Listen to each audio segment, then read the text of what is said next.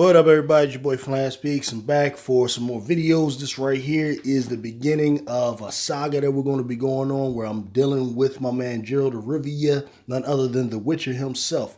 Of course, as we know, last week Netflix had dropped the first trailer for this here upcoming fantasy saga, which they believe will take over for Game of Thrones. I'm about to get my opinion on all of that.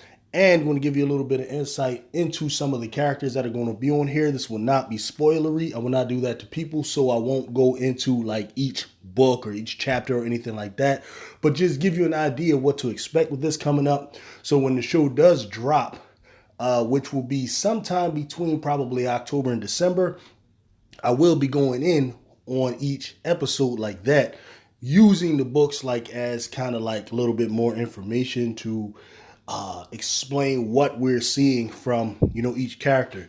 So just stay tuned right here. If you want to know anything about The Witcher here, your boy I got you. Now, I've waited a while to start because prior to the announcement of the series, I really hadn't read any of the books, and I'm not the type that's going to come on here and fronting. I'm not going to go Googling the names of certain characters or anything like that. No, I'm going to go straight to the source, so that's what I did. So far, I finished The Last Wish and The Sword of Destiny. I'm on my way to the third book. I guarantee you I'll be done at least 2 more before this thing drops. I'm a fast reader. I get it in. I go hard. And I will be done all of the books prior to the end of the series, so that way your boy won't be out here just talking crazy. But what you will have on your hands is a knowledgeable YouTube creator. Now, as you know, the Henry Cavill, who's played Superman in Justice League as well as in Man of Steel, has been casted to play Geralt of Rivia. Now, I don't know how well he'll do. I wasn't able to surmise how well of an actor he was from playing Superman. Superman's kind of a dry character, very different from Geralt of Rivia. Superman, as we know, is our classic epic hero. Geralt of Rivia is more the anti-hero who doesn't show who he is in the beginning. His outward exterior is very rough. He looks like a guy who's been through a whole lot. He's actually an old guy, really age-wise, but he doesn't age because of some things that happened to him as a younger man. He was turned into a mutant. As far as his look, I don't have a problem with it. I mean, I get it for television. He's a guy that's attractive to the ladies, that sort of thing. But really, if you look at it, he's a guy that those Game of Thrones idiots should have picked for probably a Rhaegar Targaryen. But at any rate, Geralt is your classic anti-hero. Not a villain and not a guy that's out here as a goody two-shoes, but you can tell he's a guy who has had a lot of experience, learned from his experience, and he's not out here killing just to kill. But at any rate, what is a Witcher? A Witcher is typically children who are orphaned at a young age, who are taken away from their families and trained to be these half sorcerers, half warrior badasses who protect the world from monsters. And I'm not talking about just evil men, though that does play a part in it, but I'm talking about real monsters. You see, in this world, in this fantasy world that they have, we have elves, we have dwarves, right? We have gnomes, we have elks, we have dragons, actually. Which I don't know if they're going to do in the show this season, because the first dragon kind of comes up in the second book. And I kind of believe they'll probably focus on the first book, The Last Wish, this time. Though I'll get into why they'll probably deal with some of the other books in a minute.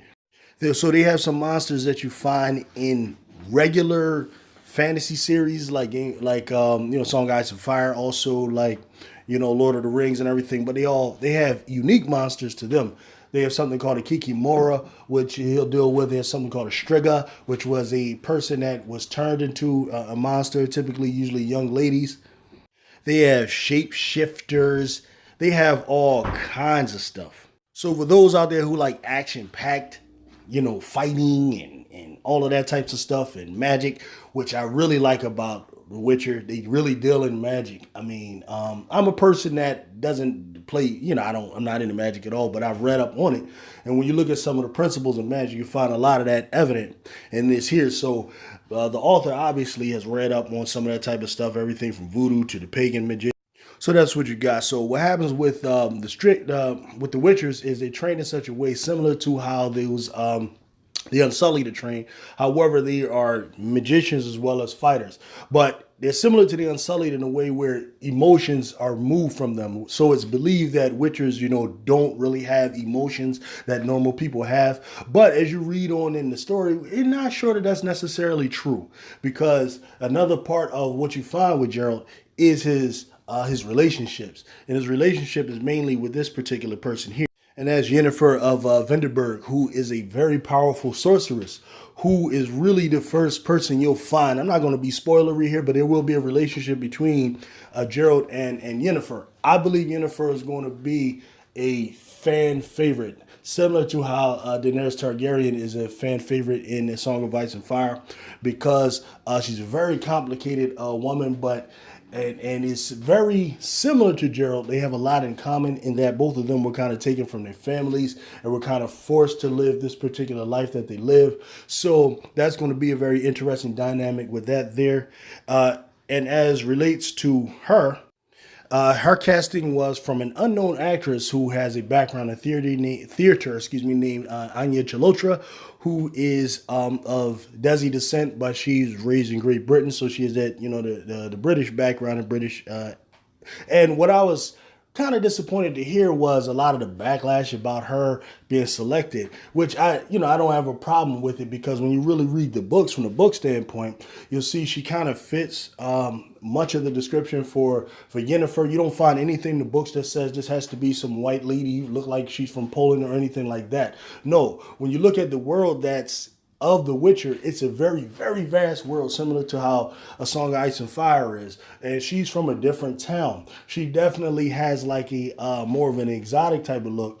If you follow what the description in the books, that she's not like this classic, beauty, whatever that is that people would imagine, but she does have an attractiveness to her, to men who deal with her. So I think like the casting was well done. I will see as far as the acting goes, which is what I'll judge it based on. I don't really care about the look of the person that much. But judging from some of what's in the trailer, a scene which I think is going to be a remaking of what's in the book, where Yennefer is trying to capture, an actual jinn. Okay, which is going to be interesting to someone like me, who studies jinn. Jinn are the Arabic word for demons, and she was trying to capture one, and it looks like that they're going to deal with that in this upcoming season. She looked like she played that fine, just judging off the pure imagery of it. Okay. Now, another important character is going to be the young girl Ciri, which is interesting.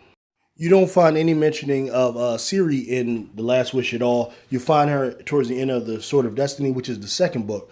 But what you do find for Ciri is her grandmother, who is Queen Calanthe, if I'm pronouncing it right. Now, they have some very interesting names here. And she was this queen who was from a line of people who have magic power. All right, so she had this daughter named Pavetta, who was Ciri's mother, who was in the first book. So you'll probably find her in there. And Pavetta was very powerful. I mean, almost like a phoenix. She could make people rise up in a room, could throw dishes around, especially when she's angered.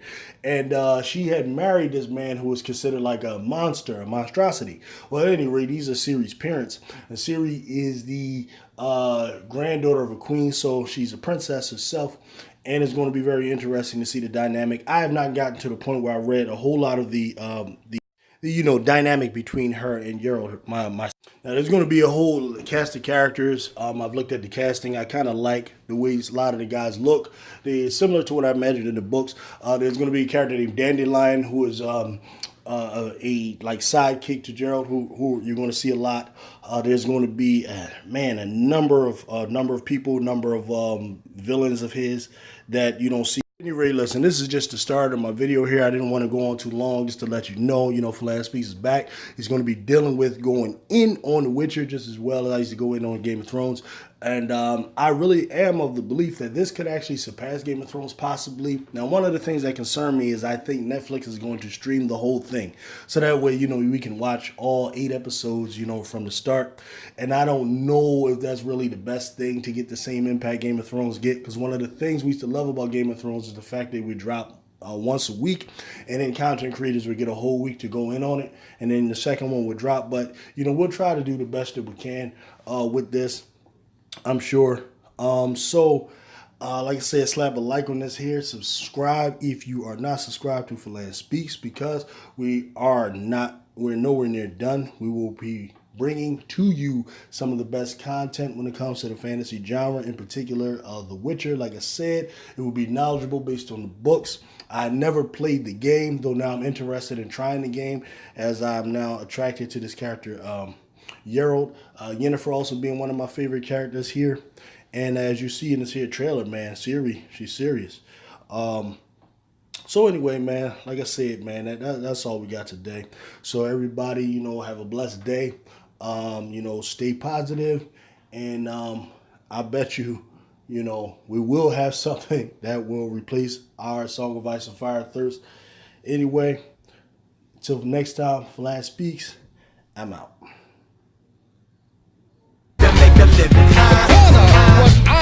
Gibraltar, our Stonehenge, our Taj Mahal, our monument.